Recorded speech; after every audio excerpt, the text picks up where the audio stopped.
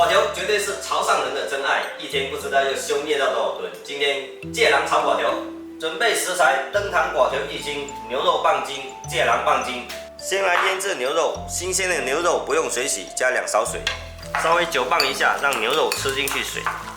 再来加1勺沙茶酱，一点点蒜蓉辣椒酱，搅拌均匀。腌制牛肉这个顺序一定要理对，不然的话炒出来的牛肉是不嫩的。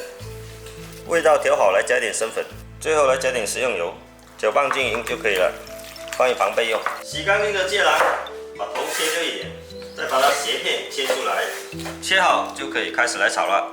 果条下锅炒之前，可以先来打一点酱油，这样炒出来的颜色比较均匀。加1勺酱油就可以了。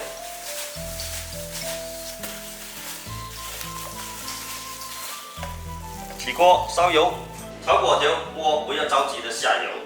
一定要把它烧得很热，白干一些的。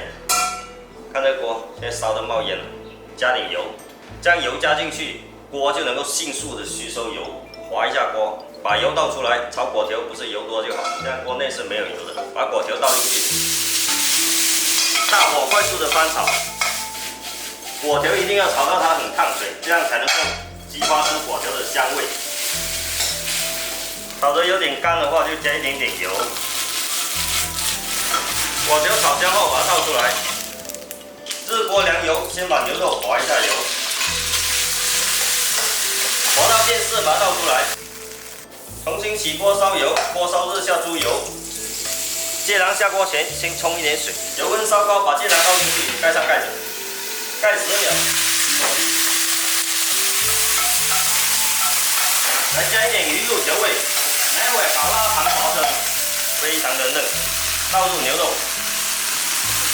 翻炒2下，来加一点淀粉水，稍微翻炒2下就可以了。又有这汁水，盖到果条上去。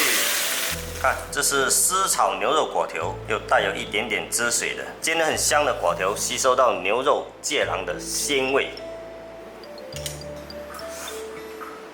會寫索水啊！